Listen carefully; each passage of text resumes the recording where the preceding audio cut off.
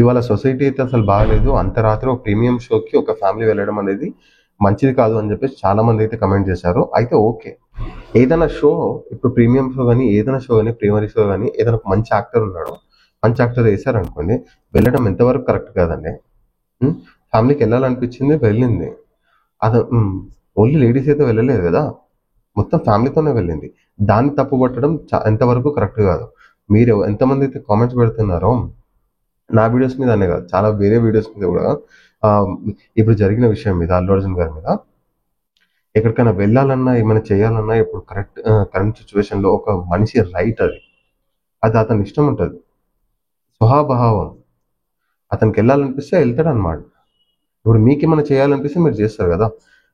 సరే, ఒక show announce చేశారు, వీళ్ళు టికెట్ తీసుకున్నారు, వెళ్ళారు, అర్ధరాత్రి ప్రీమియం షోకి వెళ్ళారు, అది కరెక్ట్ కాదని మీరు అనుకుంటున్నారు, ఓకే. బట్ ఆ కుటుంబం వెళ్ళినంత మాత్రాన ఆ కుటుంబాన్ని బ్లేమ్ చేయడం ఎంతవరకు కరెక్ట్ అండి? మీరే చెప్పండి, ఎంతవరకు కరెక్ట్? ఇప్పుడైతే ఆ కుటుంబానికి జరిగిన అన్యాయాన్ని అయితే మనం ఎప్పుడూ పూడ్చలేం. అల్లు అర్జున్ గారు రెస్పాండ్ అయ్యారు, కొన్ని మంచి మాటలు చెప్పారు, certain amount of 5 lakhs figure అయితే ఇస్తాము, ఆ కుటుంబానికి అండగా ఉంటాము, ఆ కుటుంబంకి ఎలాంటి అవసరం ఉన్నా, ఎలాంటి నీడున్నా నేనున్నాను అని చెప్పేసి ముంగట్టుకు వచ్చాడు అల్లు అర్జున్. ఒకళ్ళ మీద ఫింగర్ లేపడం అయితే చాలా ఈజీ, అది అట్లుంటే బాగుంటుండే, ఇది ఎట్లుంటే బాగుంటుండే అని చెప్పేసి ఆ థియేటర్ వాళ్ళ మీద కొంతమంది ఫింగర్ లేపుతారు, అల్లు అర్జున్ మీద కొంతమంది ఫింగర్ లేపుతారు, వితౌట్ ఇంటిమేషన్ వచ్చాడు అల్లు అర్జున్ అని చెప్పి కొంతమంది అయితే చెప్తున్నారు అనమాట. కానీ యాక్చువల్గా మనం తీసుకోవాల్సిన ప్రికాషన్స్ ఏవైతున్నాయో దాని గురించి మనం మాట్లాడుకోవాలి. దాని గురించి ప్రతి ఒక్కరు వదిలేసారు. దాని గురించి తేజ్ ఎవరైతే ప్రాణాపాయ స్థితిలో అయితే ఇప్పుడైతే ఉన్నారో, కిమ్స్ హాస్పిటల్లో ఉన్నారండి ఇప్పుడైతే, ఆ బాబు ఎంత జల్దీ అయితే అంత జల్దీ రికవర్ అయిపోయి స్పీడీ రికవరీ కావాలి అని చెప్పేసి ప్రే చేయాలి మనము, ఎలాంటి ఇబ్బందులు కాకుండా. ఎందుకంటే ఆల్రెడీ ఆ ఫ్యామిలీ ఒక రేవతి గారిని అయితే కోల్పోయింది, 2 పిల్లలు ఉన్నారు, ఒక తండ్రి ఉన్నాడు. ఆ రేవతి గారు వచ్చే ఆనందం అయితే ఇవ్వలేము మనం, అదైతే అయిపోయింది. దీని గురించి మాట్లాడే ముందు, నేను పెట్టే ప్రతి ఒక్క వీడియో మీ దగ్గరకు వస్తుందా, మీ దగ్గర రావాలి అంటే మీరు సబ్స్క్రైబ్ చేసుకోవాలి.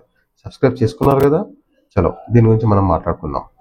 అల్లు అర్జున్ గారు చెప్పిన మాటలు మొత్తం కరెక్టే ఉన్నాయి గైస్.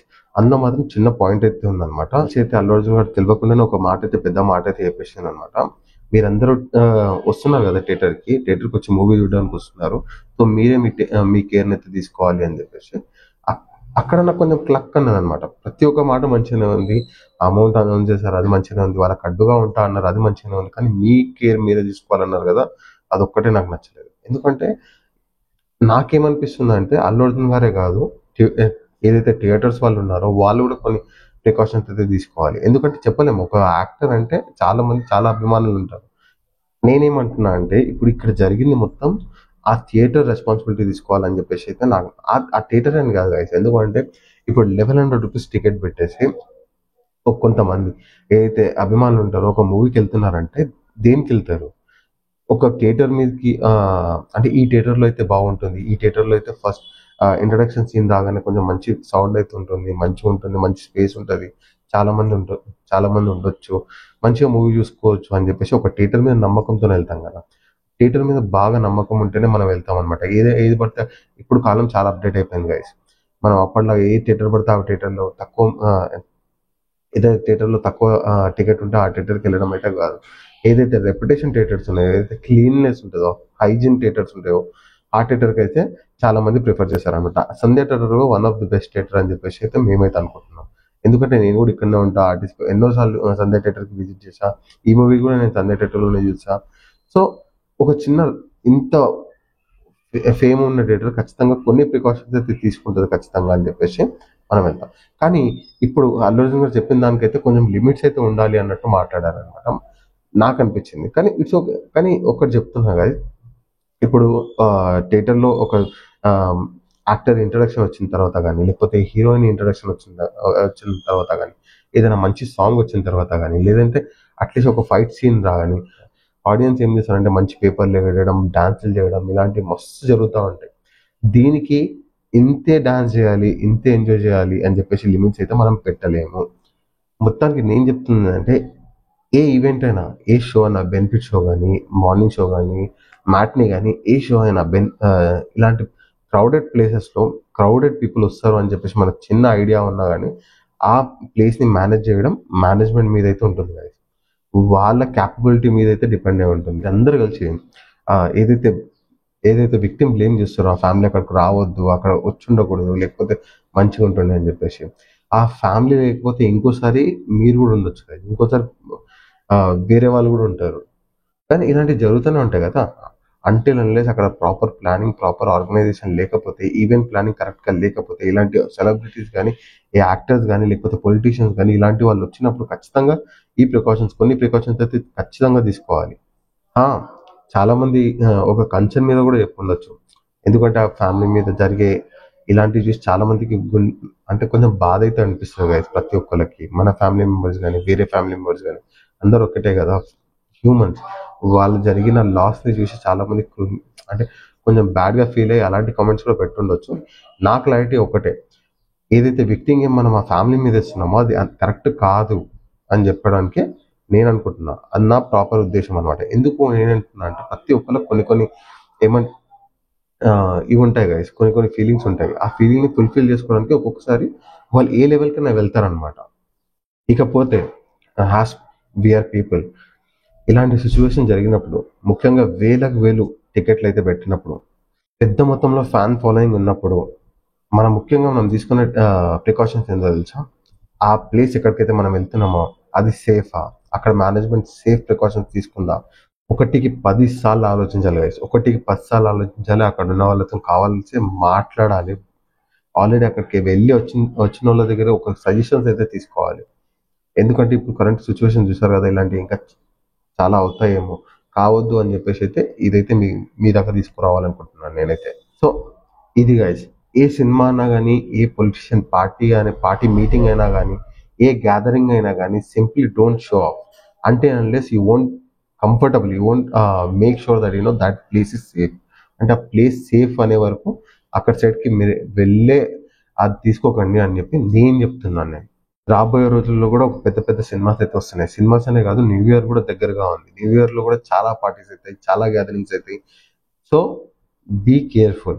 సో బేసిక్‌గా మనం వాళ్ళ దగ్గర నుంచి ఎక్స్‌పెక్ట్ చేసే ఈ చిన్న ప్రికాషన్స్ ఏవైతే ఉన్నాయో, అవైతే పెద్ద ప్రికాషన్స్ అయితే ఏం కాదు గైస్. ఒక ప్లేస్‌కెళ్తున్నాం అంటే ఫర్ ఎగ్జాంపుల్ సంధ్య థియేటర్ తీసుకుందాం. మనం సంధ్య థియేటర్‌కెళ్తున్నాం. సంధ్య థియేటర్ కెపాసిటీ వచ్చేసి ఆల్‌మోస్ట్ 700-1000 మెంబర్స్ అనుకుందాం. ఎగ్జాంపుల్ నాకు తెలీదు ఎగ్జాక్ట్ నంబర్. 1000 మెంబర్స్ అనుకుందాం. 1000 లేకపోతే 2000 మెంబర్స్, 10,000 మెంబర్స్ అనుకుందాం. సో సంధ్య థియేటర్ మేనేజ్మెంట్ ఏదైతే ఉందో ముందే మనకు కొన్ని ప్రికాషన్స్ తీయాలి. ఈ ఈ థియేటర్ కెపాసిటీ 10,000 మెంబర్స్. 10,000 టికెట్స్ మేము అలౌ చేస్తాం. 10,000 కంటే ఎక్కువ మంది వస్తే మేము అలౌ చేయము అనే ఒక బౌండరీ లెవెల్ అనేది క్రియేట్ చేసేయాలి ముందే. ఇంకా ఏదైతే 10,000 మెంబర్స్ వస్తారో వాళ్ళ సేఫ్టీ, వాళ్ళకి ఏదైనా జరిగిందనుకోండి సడన్‌గా ఏదైనా ఫస్ట్ ఎయిడ్ కిట్ గానీ, లేకపోతే మెడిసిన్స్ కానీ, వాటర్ గానీ, ఫుడ్ గానీ ఇవన్నీ మా దగ్గర ఉంటాయి. అంటే ఓకే. ఫ్రీ ఆఫ్ కాస్ట్ లేకపోయినా at least we can pay and we can utilise those services.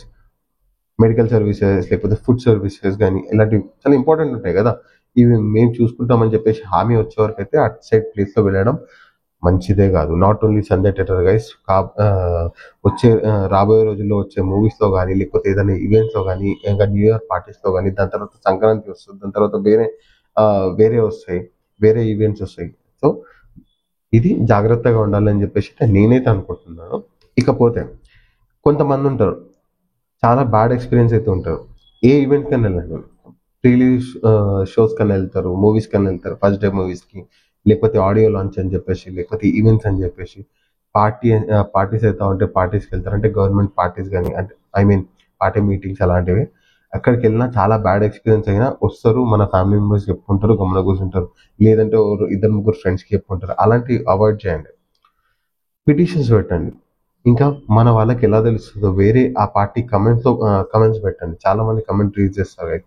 మేము కూడా కమెంట్స్ పెడితే చాలా హ్యాపీగా చూస్తామనమాట. మీరు పెట్టే ఒక్కొక్క కమెంట్ క్లియర్‌గా చూసి మళ్ళీ దానికి రెస్పాన్సివ్‌గా దానికి తగ్గట్టు మన వీడియోనైతే మోల్డ్ అయితే చేసుకుంటాం మేము. సో మీ ఎక్స్‌పీరియన్సే మా ఎక్స్‌పీరియన్స్ అని చెప్పేసి మీ ముంగటికొచ్చి మేమైతే వీడియోస్ తీసేసి 10 మందికి ఇంకా వీడియోస్ చూపెడుతున్నాం మేము. ఇప్పుడు మీరు అంటారేమో పిటిషన్స్ పెట్టమంటున్నావు, గవర్నమెంట్స్‌కి లెటర్ రాయమంటున్నావు, కామెంట్స్ పెట్టమంటున్నావు వీడియోస్ మీద. ప్రతి హ్యూమన్‌కి ఒక రైట్ ఉంటది. నువ్వు ఒక్కనివే చెప్తే ఏం కాదేమో. కానీ ఒక 10 మంది కలిసి చెప్తే ఖచ్చితంగా గవర్నమెంట్ ఫార్మ్ అయిపోతది. అలాంటి ప్లేస్‌లో నువ్వు ఉన్నావు. So use your rights. At least నీకు జరిగిన అన్యాయాన్ని వేరోళ్ళకి జరగొద్దు అని చెప్పేసి ఆలోచించు. పిటిషన్స్ పెట్టు, గవర్నమెంట్కి లెటర్స్ రాయి, కమెంట్స్ పెట్టు, 10 మందికి తెలిసేటట్టు వీడియో చేయి. ఈ మధ్య ప్రతి ఒక్కరి చేతిలో కెమెరాస్ ఉంటాయి. అక్కడ జరిగే అన్యాయాన్ని రికార్డ్ చేయండి. రికార్డ్ చేసి మీకు తెలిసిన కొన్ని గ్రూప్స్లలో కానీ, కొన్ని పోస్ట్లలో కానీ, కొన్ని యూట్యూబ్ ఛానల్లో కానీ పోస్ట్ చేయండి. దాని తల్లి మొత్తం ప్రతి ఒక్కడు వనకాల ఎవడైతే గలీజ్ చేస్తుండో. ఇకపై నేను ఎందుకు ఇలా మాట్లాడుతున్నా అంటే, because I feel this is my responsibility. ఇంకా ఏంటంటే ఈ వీడియోస్ చాలా మందికి రీచ్ అవుతున్నాయి, చాలా మంది చూస్తున్నారు వీడియోస్. సో వాళ్ళకి ఒక చిన్న అవగాహన అయితే వస్తుంది అని చెప్పేసి నేనైతే రెస్పాన్సిబుల్ పర్సన్ అని చెప్పేసి నేను మాట్లాడుకుంటున్నాను. నేను చేసేది గోరంత మాత్రమే, కొండంత అయితే కాదు. ఈ వీడియో చూసి మీరు ఎవరైనా కొంతమందిని ఈ రూల్స్ అయితే ఫాలో చేశారనుకోండి, I will be happy. So guys, ఇప్పుడు మీకు అట్లీస్ట్ అర్థమైంది అనుకోండి నేను అనుకుంటున్నా. సో గైస్, ఒక ఫ్యామిలీ మీద కానీ, లేకపోతే ఆడియన్స్ మీద కానీ, లేకపోతే ఒక ఫ్యాన్స్ మీద కానీ విక్టిమ్ బ్లేమ్ అయితే ఎప్పుడు చేయకండి.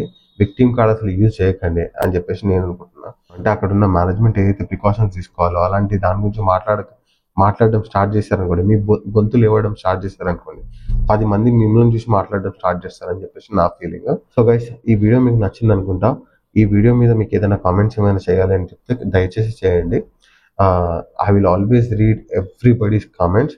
కామెంట్లు చదివి ఆ కామెంట్లో ఏదైనా ఏముందో, మీరు ఏమనాలనుకుంటున్నారో దాన్ని అర్థం చేసుకొని మళ్ళీ ఆ నెక్స్ట్ వీడియోలో ఇలాంటి మిస్టేక్స్ లేకుండా చూసుకుంటాను అనమాట.